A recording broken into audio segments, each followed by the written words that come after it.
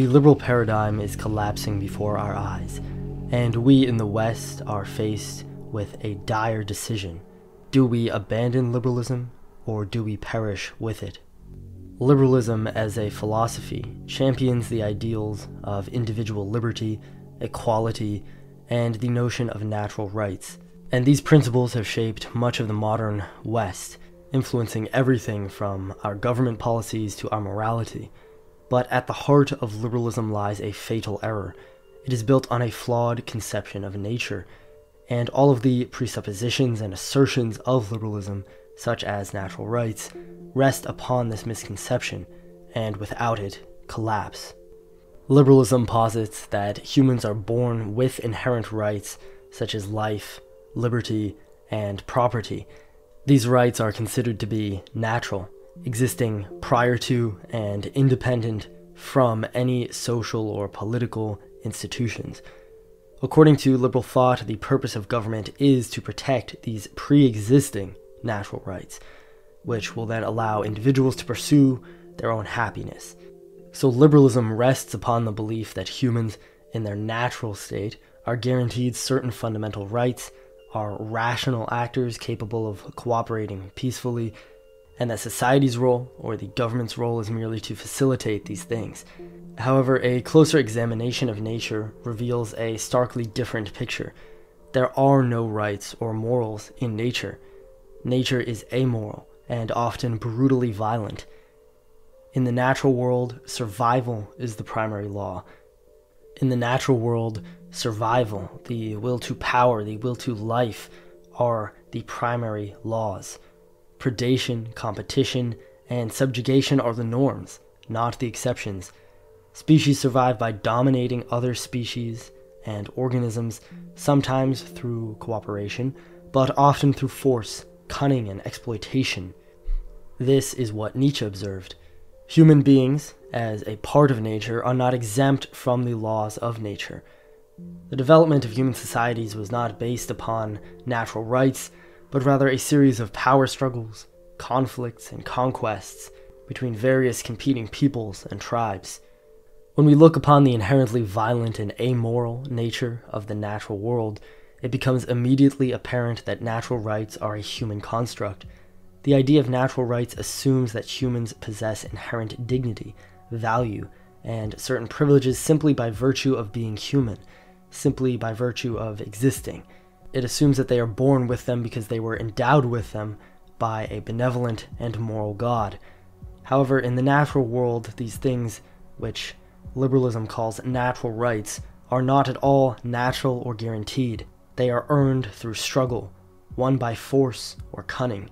By grounding itself in the notion of natural rights, liberalism builds itself upon a foundation that does not hold up under scrutiny.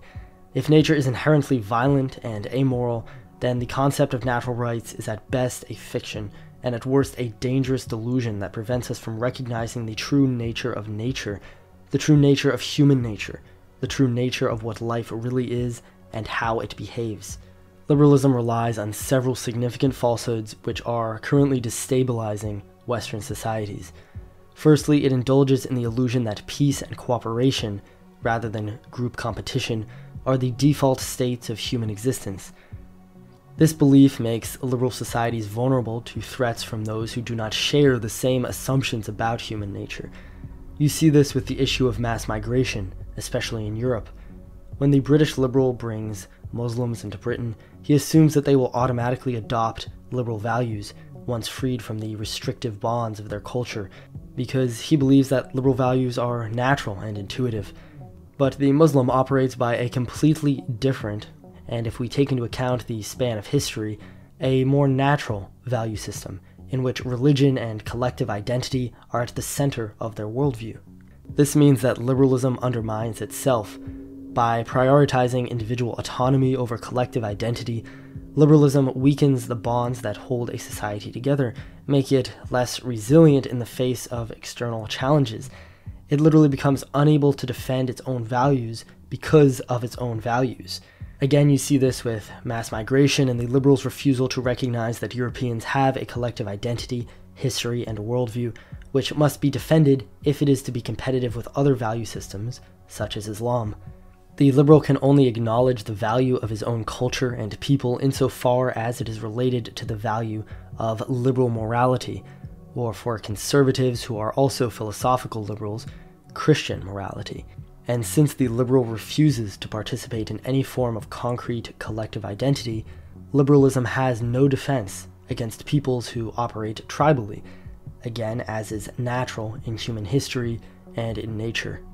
Finally, as we've talked about at length on this channel, liberalism's failure to acknowledge the violent and amoral aspects of nature and human nature leads to policies and moralities that are disconnected from the reality of human existence.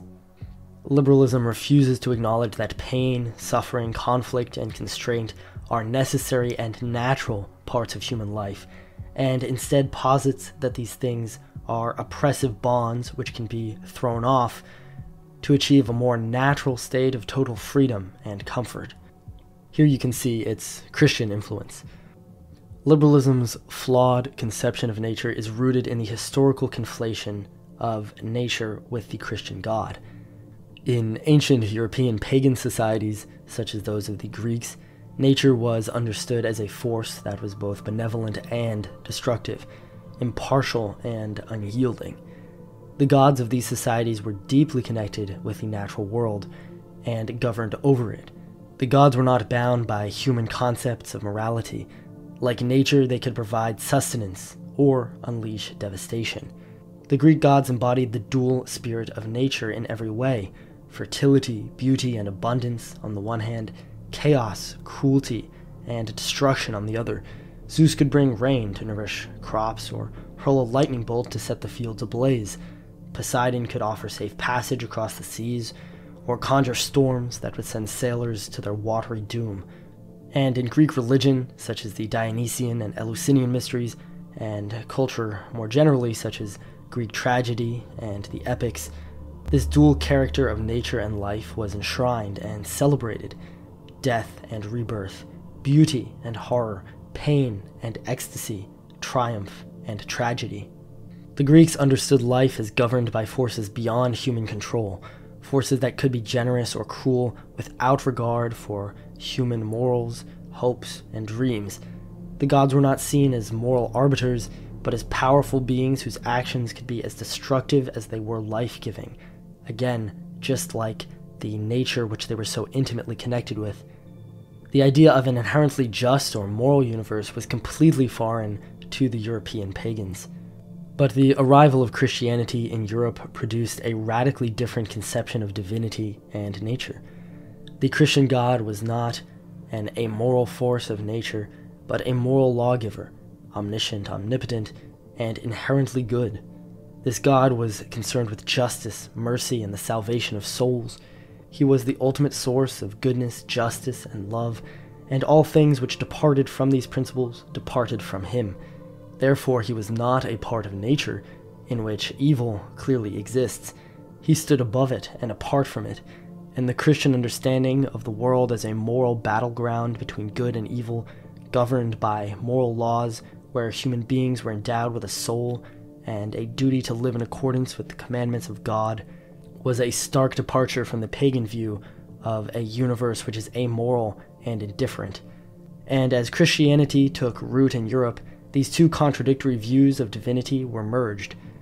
The Christian God became associated with the natural world as the force which animates life and moves all things, a distinctly pagan idea. And so in Christianized Europe, the natural world began to be seen as a manifestation of God's divine will, reflecting his moral order. But this development created a contradiction. How could an inherently good and moral God preside over an amoral, often brutal, natural world? So you can see how the pagan conflation of nature and the divine, which was intuitive for Europeans, carried over when Europe was Christianized and created this confusion and theological contradiction. There are a few different theological solutions to this problem, which mostly rely on attributing some things in nature to God and others to the fall or sin. But none of these are quite satisfying. Either you have to take the pagan view that nature reflects God, and God has therefore mandated death, suffering, and cruelty as necessary parts of life. This is the form of European Christianity which I am partial to. Or you have to take the original Christian view that nature is separate from God and needs to be fundamentally transformed. The liberal belief in natural rights drew upon the Christian notion of a moral universe. Locke and other early liberal thinkers posited that these rights were natural because they were given to man by God in nature. In this way, liberalism inherited the moral framework of the Christian God, while in part divorcing it from its theological context and attempting to root it in the idea of a natural order which is rational and just. As a result, liberalism inherited a conceptual framework that is internally conflicted and fundamentally misunderstands nature. It fundamentally misunderstands man and the world which he lives in, which of course is a dire error. Liberalism was doomed from the start because its principles are at odds with the realities of nature and human nature, and if Western societies are to survive, we must stop being so naively idealistic, and we must confront the harsh realities of nature and of human nature. Usually when a society becomes decadent, that is detached from nature, a more barbaric people, which is still acquainted with nature, conquers them and restarts the cycle of civilization. For the Romans, these people were the Germanic tribes and the Northern European peoples more generally. Today, the West suffers all of the same issues as late-stage Rome, in addition to many others, but there are no barbarians, no reservoir of nature, no frontiers to foster vital peoples left. This means that if we cannot muster up the energy to revive our own civilizations from within, we are likely to experience the greatest civilizational collapse in human history, followed by a long, dark age. But luckily for those who are committed to preventing this, we have a 5,000-year-plus tradition to fall back upon and draw from in the attempt of this great renaissance which our times demand of us. The ancient pagan European peoples understood nature and developed customs, religions, and ethical systems which worked in harmony with nature, celebrated and sanctified the best in nature, and brought order to the violent and chaotic elements of human nature. Their societies celebrated beauty, heroism, and excellence, and promoted virtue, honor, and fertility. Of course, it is forbidden to suggest a return to a pre-liberal or even pre-Christian worldview in the current political landscape. You can go beyond liberalism in the form of various types of progressivism or Marxism, but you can never depart from it. Yet in a time when Western societies have become death cults, bent on self-destruction, this is precisely what is needed. The Greek mystery religions teach us the most sacred secret of life. Despite death, old age, and change, life, again and again, miraculously reemerges from darkness, like Persephone from Hades. In each generation and in each season, life is reborn anew, and so it is with civilizations. And I feel that a great spring is upon us, and it is time for a rebirth of that ancient Western tradition which has survived since the earliest European civilizations, reborn again and again despite cataclysm and catastrophe. I feel that our Renaissance is coming. What if I told you that the West is declining not because of decadence, nihilism, or any of the other commonly cited causes, but because we have forgotten the ancient secret of the Eleusinian mysteries? You'd likely look at me quite strangely and wonder, what is this schizo talking about? But let me explain. When I speak of Christianity or paganism on this channel, I'm not referring to the worship of specific gods. I'm talking about worldviews. Just as Christ is attached to an entire worldview, a value system, an understanding of life, the role of the body and the soul, and the role of morality, the same applies when I speak of the pagan worldview. The understanding of life found in the ancient Greek Eleusinian mystery cult is the key to understanding the ancient European pagan worldview, I believe. And I believe that it is our increasing amnesia of this worldview that is causing the decline of the West. The Homeric hymn to Demeter tells us about the mythological origin of the Eleusinian mysteries, and hints at their meaning. In the hymn to Demeter, Hades abducts Persephone to be his wife, with the consent of her father Zeus, and brings her to the underworld. The loss of her daughter sends Demeter into a state of grief and rage, and she makes the earth infertile, threatening to kill off all of humanity if her daughter is not returned to her. And because of this, Zeus allows Persephone to return to her mother. But since Persephone ate of the fruit of the underworld, she must stay with her husband, Hades, for a third of every year, during which the plants will wilt and the earth will become infertile. Persephone's consumption of the pomegranate seed, which Hades quote-unquote forcefully put into her, also signifies, I believe, Persephone's loss of virginity, and permanently marries her to death, to Hades. Thus, all of nature is perpetually trapped in a cycle of seasonal fertility and infertility, death and rebirth, wilting and flowering. Demeter's last words to Persephone in the hymn seem to strike at the essence of the mysteries. Quote, "When the earth sprouts with every kind of fragrant flower in the spring, out of the misty darkness you will rise again, a great marvel for gods and mortal folk." End quote. In this myth, Persephone represents the rebirth of life out of death, and particularly the seasonal rebirth of vegetative life, of plant life, which more generally symbolizes the immortality of life despite the death of the individual organism. Each season, Persephone must journey into the earth, into the house of death, and with her the plants wilt and are covered by the earth. But each season, Persephone returns again from the house of the dead, and the plants sprout forth again from the earth.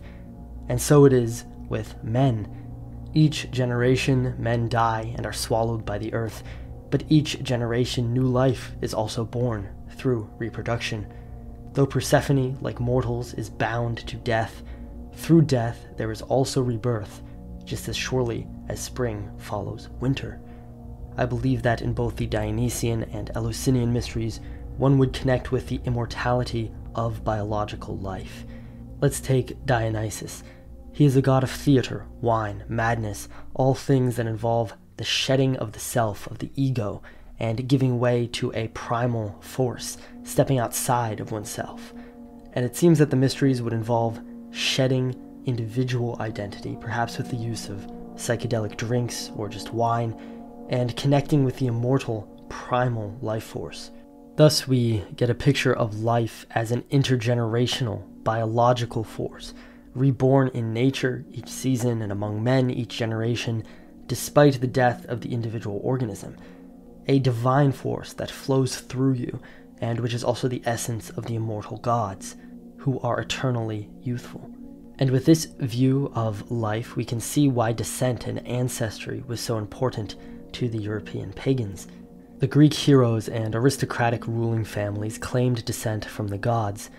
The heroes were conceived of as the kin of the gods, overflowing with this vital life force and all its signatures: beauty, power, grace, athleticism, wit, vitality. And this is why worshipping the ancestors was also so important. From the idea of life as a chain, an intergenerational force, comes the notion that we can strive to strengthen and improve life. Each generation, men can become weaker, baser, cruder, in a certain sense less alive, possessing less of that vital spirit that renders one full of beauty, power, and strength like the gods. Or men can become more like the gods, who rule over man like an aristocratic caste, representing the highest ideals of their culture. Nietzsche speaks of this in Human, All Too Human. Quote, "The Greeks did not look upon the Homeric gods above them as lords, nor upon themselves beneath as servants, as it is among the Jews.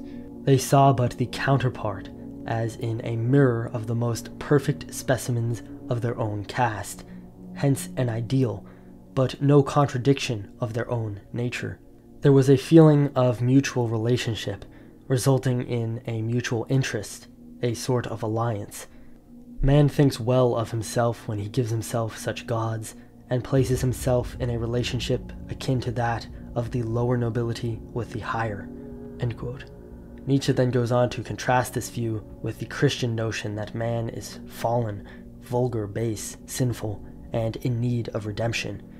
At the end of this video, I'm going to talk about a form of Christianity that fits into the pagan Eleusinian worldview, but first we have to discuss how traditional Christian theology contradicts and inverts the pagan view.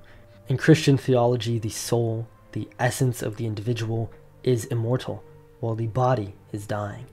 When Paul says in 1 Corinthians that the body will be shed and give birth to a spiritual body, just as a seed gives birth to a shaft of wheat, it is my suspicion that he was using this grain metaphor to implicitly reference the Eleusinian mysteries, which would have been very well known in the Greek diaspora during his time. But whether or not this is the case, we can see that the Christian conception of the soul as the true, undying body, the true source of life, is an inversion of the Eleusinian conception, in which the body, biology, contains the spark of immortality, while the soul, the individual, is dying. In the Christian conception, the soul is what is most real and true, while the body passes away, and immortality is found in heaven, not on earth, not in biology. In the Greek view, there is an afterlife for the shade, but one's shade is just that, a pale reflection of earthly life. And even if one reaches Valhalla or Elysium, what is most important is that one's memory is preserved among men, passed from generation to generation, continually renewed, continually reborn with each telling of the hero's deeds. Christianity places its emphasis on the salvation of the soul. The actions of the individual reflect on the soul and determine whether, in death, they will meet a fiery eternity in hell or a blessed one in heaven. Thus, the world on a metaphysical level becomes a moral struggle between good and evil, and emphasis is shifted onto the individual and their salvation, and away from collective responsibility to the chain of life, away from family, tribe, and so on. In this view, it becomes impossible to improve man through each generation, to become more like the gods. The arc of history is in the hands of God, and man can only be improved through the salvation of his soul. The virtues of the world, then, beauty, strength, youth, vitality, may be useful, but will ultimately be shed with the body. At best, they are vain, and at worst, they are the workings of the devil, since this world should be in service to God, and the body to the spirit. But, as I've spoken about at length on this channel, the pagan worldview, the native European worldview, was not fully erased when Christianity came to Europe. This worldview still strongly influenced European societies, perhaps even until the mid-1900s. And in the last video, I discussed how the combination of this worldview with Christianity created the contradictions that led to liberalism. In liberalism, Christianity is secularized and further individualized, and the pagan worldview is almost completely lost. Everything becomes about the individual, who has no responsibility to the chain of life or any great civilizational project. You can see this type of thinking all across the West today, especially in our leaders.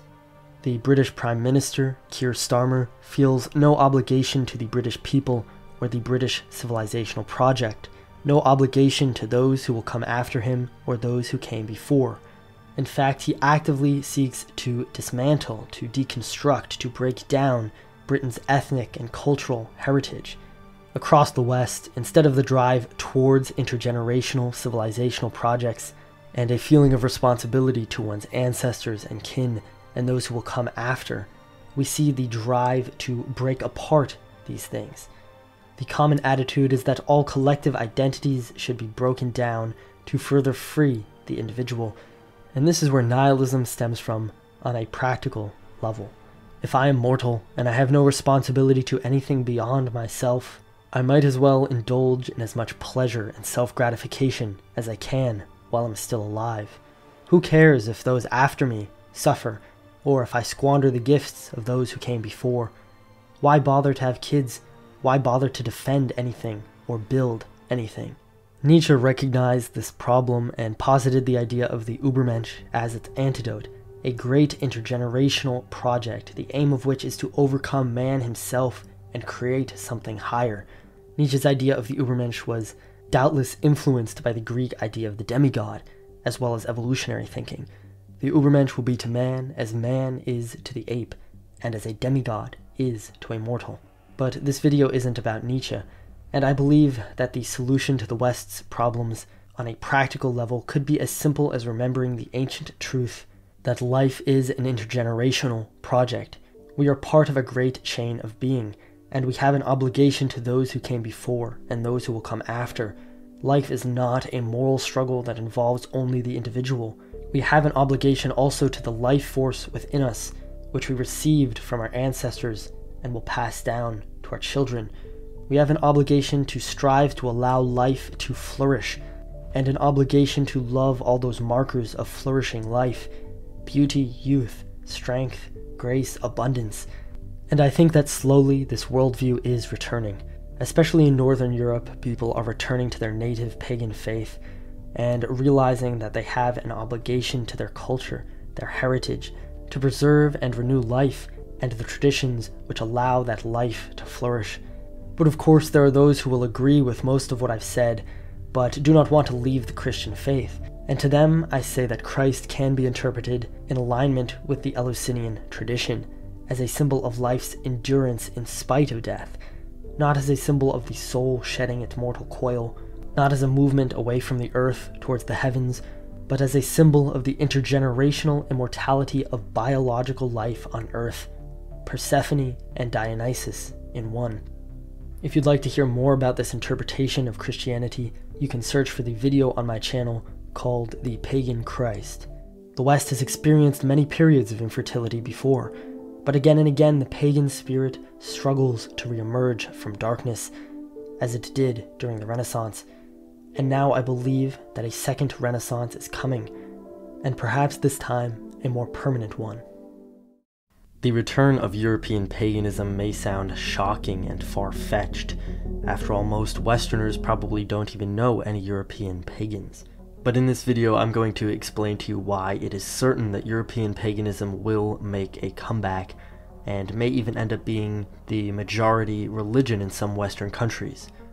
In an increasingly globalized world, and with the pressures of mass migration, Europeans are feeling the need to rediscover their identity. And the most recent European identity was Christianity. So many people are trying to return to Christian traditionalism. But the problem with Christianity is that it is fundamentally a universalist religion, a universalist identity. So if it is to serve as a new identity for Westerners, a reforged identity for Westerners, then it has to be paired with something else.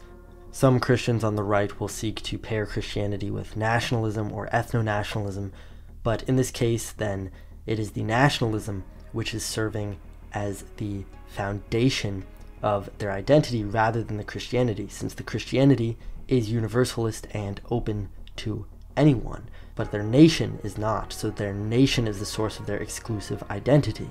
So while Christianity may be the most recent European identity, it is unstable because of its universalism. Additionally, whatever new paradigm forms out of the current turmoil which is occurring in the West will have to be able to resist liberalism and leftism. As the current liberal paradigm breaks apart for various reasons which I've talked about in other videos, a new paradigm, a new ethos, a new worldview will rise in the West to replace it. But this worldview will have to prove itself strong enough to supplant liberalism, to supplant the current collapsing paradigm. And the problem with Christianity is that it shares many of the same presuppositions as liberalism. What we have seen in the West is that liberals cannot resist leftists, since leftists take liberal presuppositions and run with them to their extreme.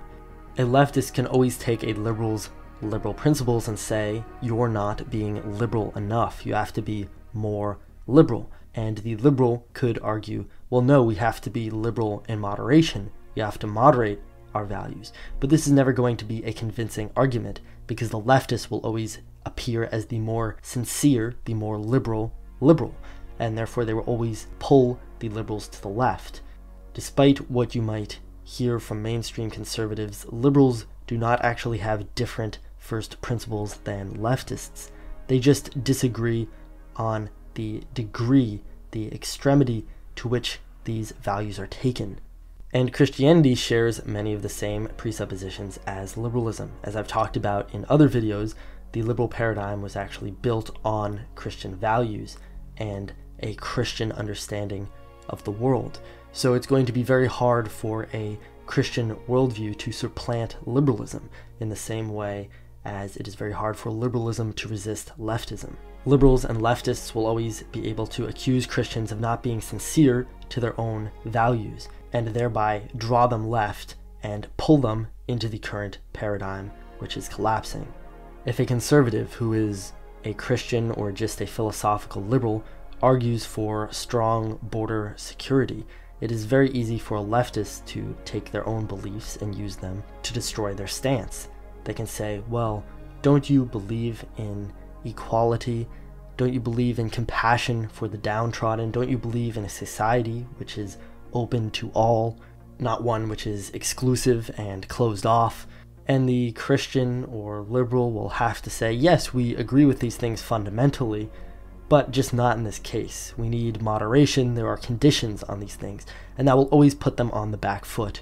European paganism, however, as a philosophy and an identity, easily avoids all of this. It's an identity which seamlessly merges historical identity, values, religion, culture, peoplehood, literature, history. It is a natural form of identity, the type of identity which has been common throughout history among all peoples. It avoids all of the problems of an abstracted philosophical identity. Every abstract identity tried so far has caused distress or failed, whether it's liberalism, Christianity, or communism. When an identity, a philosophy, becomes too abstract and too universal, then it ceases to represent anything specific and therefore to represent anything at all. But pagan identity is concrete. It is an identity rooted in a specific worldview which is tied to specific cultures, regions, peoples, and texts. While Westerners might originally find Christianity when they search for a traditional Western identity, if they poke around beneath the surface, they'll soon find that almost everything Western is pagan. Christianity was merely placed over the pagan structure of Western civilization. If you imagine that Western civilization is a giant building, a giant temple or cathedral built over thousands of years, at some point the gods inside of this temple were switched out for Christian gods, the decorations changed, the murals changed, and some of the later embellishments were Christian. But despite this Christian makeover, the walls, the foundations, the pillars remained pagan. Christianity certainly had an effect on Western civilization and on European identity, for example, the move towards universalism, among other things, but this change didn't wipe clean everything that was before. Classical civilization and everything which we inherit from it is pagan.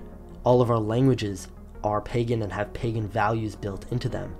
In fact, when traditionalists make an appeal to Christian values, they're usually actually hearkening back to pagan values. What differentiates a tradcath from an evangelical neocon is really that the tradcath is appealing to pagan values and aesthetics. The traditional Catholic appeals to the warrior ethos, which comes from the pagan tradition, heroism, honor, and so on, to the pagan value of family, kinship, monogamy, and romance, traditional gender roles. All of this is inherited from the pre-Christian European cultures. This is because the tradcath is appealing to traditional Western heritage, which is pagan. Paganism also has the advantage of, while being ancient and traditional, feeling exciting, new, and refreshing. The recent revolution in genetics and in archaeology as well is allowing us to understand who we really are, to actually reconstruct the genetic and cultural history of Europe in a way which was unfathomable only a few years ago. Since the Middle Ages, it has been standard to trace Western identity and heritage back to the Bible and to the Middle East. Medieval authors would jump through hoops to try to find the origins of Europeans in the Bible, to say that they are the descendants of the sons of Noah and this sort of thing. And even today, people like Jordan Peterson desperately try to find the origins of pagan ideas like Republican and Democratic forms of government, the idea of individual liberty, and so on in the Bible. But this is dishonest and therefore cannot be sustained. It is not true. It does not actually match history. What is beautiful about the revival of European paganism is that it brings with it an ancient and true traditionalism, but at the same time it is a breath of fresh air compared with the stale Christian conservatism pushed in the mainstream and the decay of liberalism and leftism. The values which are preserved for us in the texts, culture, languages, and history of the ancients, and now illuminated in new light by the fields of genetics and archaeology, feel, at least to me, both wonderfully refreshing and profoundly familiar and ancient. And in European paganism, we find a cohesive worldview which allows for new growth, but avoids the need to come up with some completely new paradigm to replace the current crumbling one, or some completely new invented identity. It is true that European paganism currently is not very organized, either ideologically or in terms of its religious organizations, but that merely points to me that we are at the beginning of a revival, of a renaissance of European paganism. People will often point to the cringy, online, leftist, Wiccan pagans to refute the pagan stance, but I think they are a minority. They are not represented, as far as I can tell, in most pagan organizations, and I don't think they're much of a threat since their ideology clearly conflicts with the pagan worldview. Their ideology cannot survive their source material, which they seek to use to promote it, and I think this is also what happened with many forms of traditional Christianity. Aside from that small, cringy faction, I think most pagans generally agree on many things, but one could still point to the fact that they are a minority in number. However, this was also the case with Christianity when it began. It was fragmented and a minority religion. Paul's letters discuss various disputed theological issues like whether resurrection is true or whether circumcision should be followed and so on. It took a long time for Christianity to actually formalize and to organize, and I think the time is ripe for us to do just that with the pagan worldview. All of the various branches of European paganism, while involving the worship of sometimes different or diverging gods, share the same fundamental, foundational worldview, the European pagan worldview. This worldview includes ideas about fate, beauty, nobility, heroism, honor, hospitality, kinship, family, nature, and the gods which are shared across Europe, from Greece to Norway. You see this worldview in Homer, and you see it in the Viking sagas, and you see it implicitly in all of the languages of Europe. And going forward, I'm going to spend more time trying to elucidate this worldview on my channel, and bring it into modernity and make it relevant to modernity. I've also decided to change up my extra content offer. I'm going to make a course which takes you through heroic literature from start to finish, including a reading list, extra reading, essential reading, and in this course I'm going to trace the threads of this ancient European pagan worldview in the hopes of building the foundations of something new by investigating something ancient. So if you're interested in that, you can find the link in the description. There's already a bunch of stuff up on there. Here's a shocking idea. What if our morality is killing us? Nietzsche posited the idea that the moral idealism of the European is actually a concealed aversion to life. And today, with the West apparently locked in a death spiral, this idea is more relevant than ever. Before we get into any history, let's look at concrete examples of how abstract moral attitudes get in the way of life in the modern West. First, let's look at a personal example. Vegans, motivated by a perfectly logical and understandable compassion for animals, which I actually share, go on plant-based diets to minimize their involvement with the suffering of animals. This makes perfect sense from a moral perspective, but these diets do not provide proper nutrition. Even when vegans supplement heavily, they usually end up to some degree sacrificing their vitality for the sake of their morality. Uberboyo pointed this out brilliantly several years ago, using Sam Harris as an example. Sam Harris has a secularized Christian morality. He believes that the goal of life should be to eliminate as much suffering as possible. Therefore, he went vegan. Again, perfectly logical. Why make animals suffer unnecessarily for your benefit if the aim of life is to minimize the suffering in the world? But he soon stopped being a vegan because he said that he didn't have enough energy on that diet. Implicitly, he chose vitality over morality. He decided that his vitality justified the deaths of hundreds of animals every year. Sam Harris was faced with the great dilemma of life, which lies at the foundation of every religion and every philosophy. You must either choose to assert yourself upon the world and engage in the often cruel struggle of life, or turn away from life and condemn it as evil for requiring such suffering. In the end, Sam implicitly chose life, his own vitality, over his abstract moral ideals. Now let's look at a political example, a controversial one: mass migration into Western countries. Mass migration policies are justified under the name of morality. We have a moral obligation to house and feed the world, say our leaders. But by implementing these mass migration policies, Western countries are harming their native populations, depriving them of space and resources, and destabilizing their social cohesion, and breaking down their cultural, ethnic, and communal identities. And simply on a logistical level, Western countries, especially the very small continent of Europe, cannot house the entire world. The idea that there would be an obligation to do so is quite frankly absurd, and the "we need more labor" argument doesn't really hold up either. If you have the interests of your native population in mind, rather than pure economic growth, it would be better to have a labor shortage which increases wages than an influx of cheap labor which puts people out of work. The declining birth rate argument for mass migration doesn't work either, because populations naturally balance out, as you see among animals in nature, and an exponentially increasing population is neither sustainable nor desirable. And this brings us to what I would classify as a religious example. Many young people in the West justify not having children because they think their children would be bad for the climate and for overpopulation. This is obviously illogical, since populations around the world will continue to increase, even if every Westerner doesn't reproduce.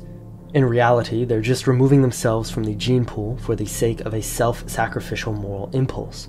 But in doing so, they're also sacrificing their inheritance, their children, and the future of their civilization. This is almost identical to something which happened in late-stage Rome among Roman aristocrats who converted to Christianity, and, believing the apocalypse was near, committed themselves to celibacy, ending their royal bloodlines. And this actually brings us to the origin of this self-sacrificial moral attitude, which has so entrenched itself in the Western mind. The first time when you saw a self-sacrificial moral system based on the moral salvation of the individual soul in the West, and perhaps in the history of the entire world, was with Christianity. This is what Nietzsche speaks about in the first essay in Genealogy of Morals, titled Good and Evil, Good and Bad. Nietzsche posits that the idea of the good did not originate from a notion of benevolence for the weak or some sort of altruistic self-sacrifice, as we understand goodness today, but rather among the aristocratic classes who celebrated themselves as good. The aristocratic conception of good had nothing to do with compassion or self-sacrifice. It was a self-glorifying expression of power, an affirmation of the self. The good was synonymous with the noble, which was synonymous with the beautiful, the upright, the correct, the true, the virtuous. And the bad was simply everything which is not those things: the vulgar, the plebeian, the common, the deceitful, the ugly, the base. The bad was a lack of this goodness, this nobility, and everything which it entailed. Christian morality, in contrast, grew out of a messianic movement among the slave castes of Rome, which offered a vision of the future in which the suffering of the downtrodden would be vindicated, and the existing social order would be overturned. The Christian value system developed as an inversion of the pagan value system, inverting the aristocratic conceptions of good and bad. The heavenly Jerusalem stands in contrast to Rome. The idea of the resurrection is an inversion of the pagan mystery rites, and Christian virtues are the inversions of aristocratic pagan ones. In Christianity, the conquered, the downtrodden, the base, the meek, the poor, and all of their qualities are exalted, while the powerful and all of their attributes are condemned as evil. Beauty, power, pride, vengeance, wealth, and mastery of the material world become vices, while abstinence, self-sacrifice, humility, the endurance of suffering, the tolerance of wrongs, and the rejection of the material world become virtues. This message resonated with the Roman undercaste, for obvious reasons, but it also resonated with the decadent Roman aristocracy, especially among the women. Much like among the elite in the West today, it provided them with a moral identity which could justify their existence and offer an escape from the malaise of a crumbling and decadent empire. In times of decadence and collapse, people search for a reason why, for a new identity to adopt, which will help them make sense of the world, and which will help them believe in the value of their own existence again. So it makes perfect sense why Christianity spread in Rome. But at the core of Christianity lies an unhealthy mistrust of the natural world, which the pagan religions celebrated as divine. Christianity introduced to Europe a belief system centered on faith in another world, a heavenly realm that promises salvation and relief from the suffering of this world, which again would have been very appealing during the decline of Rome and the ensuing Dark Age. But this emphasis on the salvation of the soul and the other world leads to a kind of nihilism and rejection of this world.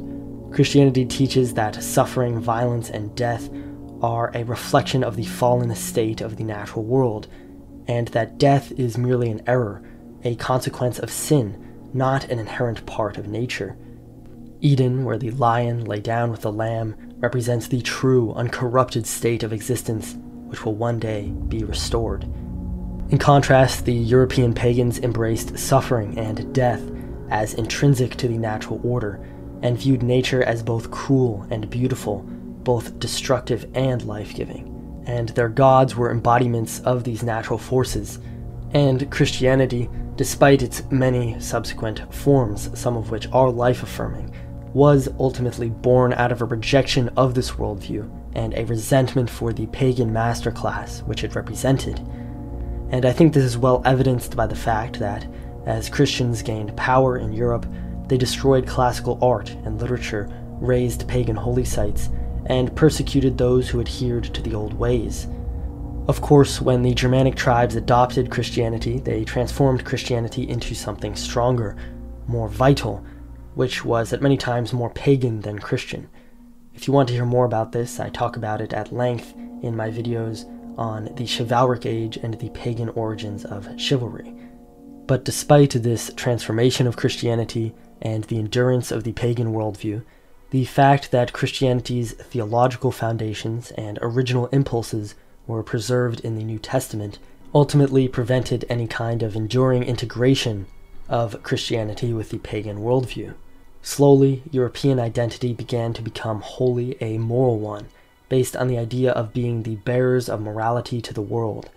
And this Christian idea carried over into modern liberalism. Both modern Christianity and liberalism are premised on the idea that we were evil and barbaric before, in pre-Christian or pre-Enlightenment times, but now we are enlightened. Now we have the correct morality, and it is our job to spread our enlightened values across the world. Both Christianity and liberalism posit grand moral visions, such as eliminating all of the suffering in the world, converting the whole world to Christianity, spreading liberal democracy across the world, housing and feeding the entire world, saving the climate, and so on. And these things can only be achieved through a self-sacrificial commitment to these moral ideals. But this moral idealism is completely out of touch with reality, and ultimately represents a rejection of life, since in these ideologies the world is fallen in comparison to the utopian ideal. This moral idealism, whether it's something small like choosing to be vegan, or something which will completely transform one's society, like choosing not to reproduce or open one's borders to the world, ends up resulting in much more harm than good because it completely ignores the concrete realities of life. And the ironic part is that if Western leaders redirected all of the resources which they spend on these moral causes to taking concrete actions, like eliminating pollution and factory farming, and reinvesting in their own countries, their own infrastructure, and their own citizenry, they could actually achieve moral ends and flourishing near utopian societies with ease. But their morality, their moral idealism, prevents them from doing this, since it would mean confronting the world as it is, not as they would like it to be. The idea that we are living in a death cult has become so popular that even Elon Musk has adopted it. He talks about being pro-humanity, pro-life, and being against the woke mind virus, which leads to sterility, smothers excellence, and advocates for depopulation. The fact that people are beginning to think in terms of pro-life versus anti-life, life affirmation versus nihilism, a frame which can be traced back to Nietzsche, is a good sign. But the woke death cult versus pro-humanity frame of Elon Musk is very low resolution and only touches the surface of our problem. What does being pro-humanity even mean? If we want to create a society which supports life and allows it to flourish, we must understand what biological life is in the first place. Life is not static. Life is not an on-off switch. Biological life exists on a continuum, and it is always either ascending or descending. When you are young, you are growing, your cells are multiplying until you reach your prime, the peak of your strength and vitality. Then you begin to decline. On the very level of the cell, your body begins to break down. It is built into the very nature of life, of biological organisms, to always be growing, increasing, or declining, and breaking down. We usually don't speak about it this way, but we understand it intuitively. Life and death are not opposing forces which exist in the universe like battling gods. Life is a phenomena, an energy which exists in different degrees of intensity, and it is a departure from the normal state of matter. It actively resists the eroding forces of the world and even counteracts them by growing, something which inanimate objects are not capable of. Therefore, life is an active force. A rock is a rock, but one organism can be more alive than another. We understand this intuitively in our language. Sometimes we say someone is on the brink of death when they are very sick or very old. This phrase indicates that their life is waning, fading, that they are in a state of decline, growing closer and closer to death by the day. In other words, becoming less alive. Again, it is quite strange to think consciously about life as an energy which is not fixed, which is in constant flux and flow, which one can have more of or less of, but we already think and speak about life in this way unconsciously. When someone is full of energy and vitality, healthy and youthful, we say they are full of life. The very word vitality comes from the Latin vitae, meaning life. And this understanding of the nature of biological life is built into our very senses. We are attracted to beauty, youth, and vitality, in other words, healthy, flourishing life. We are repulsed by the sight of the sickly and the old. Ripe fruit is beautiful, while rotten fruit is ugly and repulsive. A desolate landscape, while it can be hauntingly beautiful, is far less striking than a beautiful view of forested mountains. Vitality, when we see it in people and in nature, arouses our sense of beauty and arouses desire in us. Our very instincts point us towards life, and not at all arbitrarily. The difference between ripe and rotten fruit can be the difference between life and death. Aversion to the sickly can be the difference between life and death. Some will say that our senses are simply evolved to point us towards what is helpful to us, as if to diminish them and show that they have no objectivity.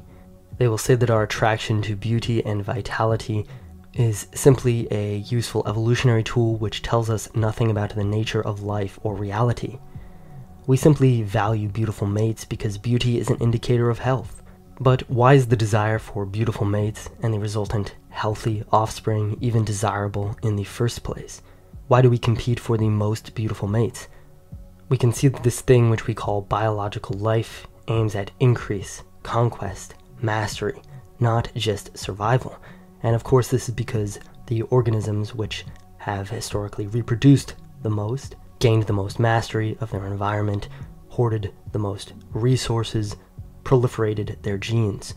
So in life is not just the drive to survive, but the will to increase, expansion, growth, reproduction, the will to create something greater, more vital than itself, this drive towards this thing which we call vitality, this drive towards life itself. Life seeks not only to adapt to its environment, but to master it, not only to survive, but to increase its vitality and power, and to expel its energies. As Nietzsche put it, life is the will to power. The drives and instincts which we have inherited draw us towards the things which will increase our vitality, the strength and power of our aliveness, and they repulse us from those things which will decrease our vitality. And these instincts and desires drive us towards action which supports life, such as reproduction, and which supports the proliferation of life in the long run and its continued increase and mastery of its environment. When we look at history, we see that as societies become more wealthy and advanced, they slowly move away from these essential drives and behaviors which affirm life. This is often referred to as decadence. These decadent societies drift away from sanctifying the concrete, natural, and necessary foundations of life, like marriage, war, the seasons, food, and so on, and they move towards abstract moralities, which do not correlate with life, and which lead ultimately to the society's destruction. A clear example of this in the West today is young people deciding not to have children for the moral cause of saving the climate. This is obviously ridiculous, since the population of other non-Western countries will continue to grow regardless. From an evolutionary perspective, these people are simply selecting themselves out of the gene pool for the sake of a moral delusion. Mass migration policies in Europe are another example. The abstract ideal of multiculturalism is leading them to implement policies which harm their own countries and people. This is why the first principles of a value system are so important. In the United States and the West at large, we put profit and pleasure before vitality and health. Our highly processed foods and the use of toxic cooking oils to fry our food is a result of the prioritization of profit and pleasure. Our food is designed to taste the best, to be the cheapest, and make the greatest profit margin for corporations. We could easily have organized our society to produce high-quality food, which would be harder to produce and more expensive, but would be easily doable with just a fraction of the money we spend on defense and military aid. We could drastically reduce, or perhaps even completely eliminate, the health crisis in the United States if we got our first principles straight, and we could have avoided it altogether if we began with the correct first principles. And of course, you can apply the same logic to the individual. Your head can be filled with abstract moral theories about traditional morality, progressive morality, or any kind of morality. But if you make the wrong choices about what you put into your body, or who you choose as your partner, or how you run your society, then it matters little. Either the progressive or the Christian can follow their abstract moral beliefs all their life, but what does it matter if they end up divorced, dying young from heart disease, and their only child decides not to have children because of climate change? They got their first principles wrong, and they paid the price. If morality is not linked with behaving in a way which facilitates life, in a way which is virtuous in the Latin sense of the word, it becomes destructive. Morality then becomes destructive. Our morality leads us away from life and towards sterility and societal collapse. As we see in all decadent societies, our morality, our actions, our behaviors, our customs are becoming increasingly motivated by abstraction and detached from the basic realities of life. The word virtue comes from the Latin virtus, meaning manliness, virility, courage, valor, excellence. These are concrete qualities linked to life-affirming actions, heroism in battle, reproduction, and so on. This is why I always use the word virtue to talk about the heroic virtues of classical and pagan civilization. The word morality comes from the Latin mos, meaning custom, tradition, character, or habit. Again, this would have referred to concrete, life-supporting customs, marriage, animal sacrifice, gender roles, and so on.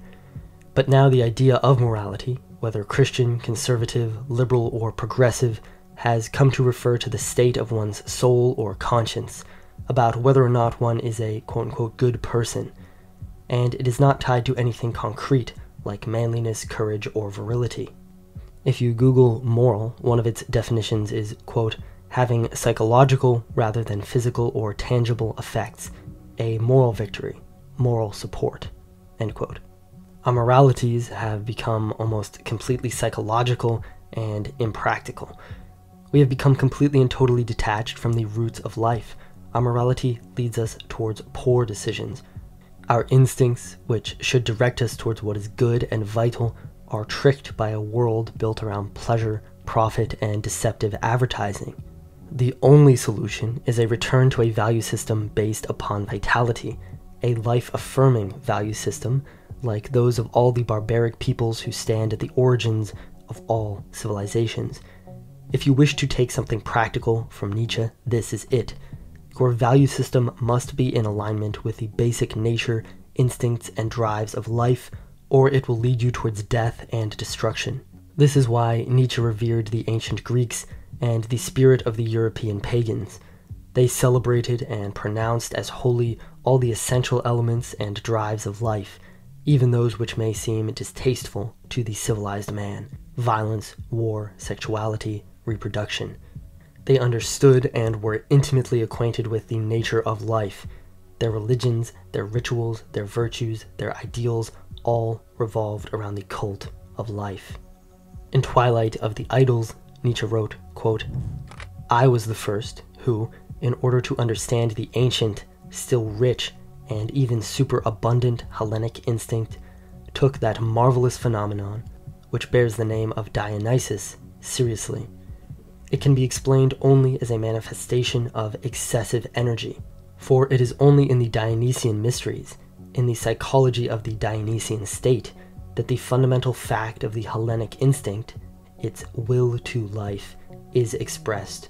What did the Hellene gain for himself with these mysteries? Eternal life, the eternal recurrence of life, the future promised and hallowed in the past, the triumphant yes to life despite death and change, real life conceived as the collective prolongation of life through procreation, through the mysteries of sexuality, end quote. To be pro-life, to build a society which allows life to flourish, one must have a mind for the future and understand life as an intergenerational project, which, as in the life of the individual organism, is either ascendant or descendant, is either increasing or declining each generation. Because of the way in which our society is organized now, people are increasingly sickly each generation. We are poisoned by our environment and food. Testosterone levels are declining. Cancer rates are increasing. Gender relations are collapsing since we have no rituals or customs to regulate them. The youth are left listless, without purpose or direction, since there are no rituals to initiate them into a collective societal project or identity as there would have been in the past. There is only one solution to this problem: to rally ourselves and organize our society and its rituals and institutions around supporting vitality and the intergenerational flourishing of life.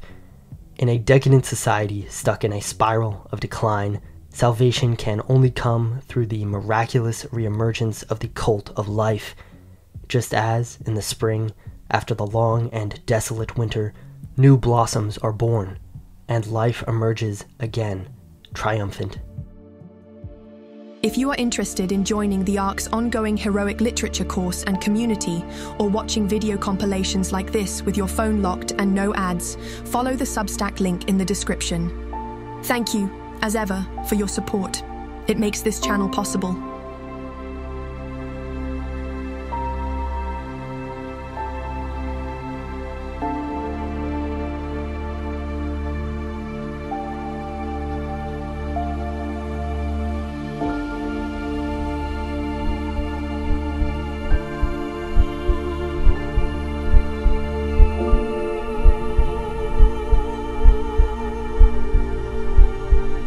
All who came before us are dead, and we are the remainders.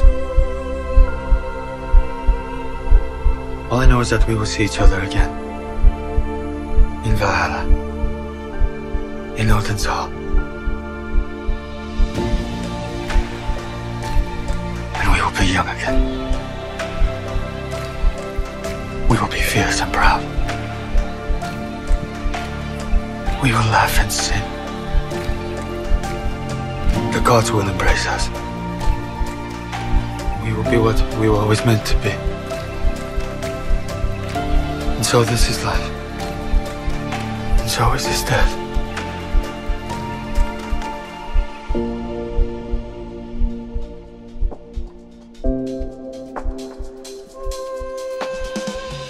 It gladdens me to know that Odin prepares for a feast. Soon I shall be drinking ale from curved horns. This hero that comes into Valhalla does not lament his death. The Aesir will welcome me. My death comes without apology. And I welcome the Valkyries to summon me home. I shall not enter Odin's hall with fear. There, I shall wait for my sons to join me.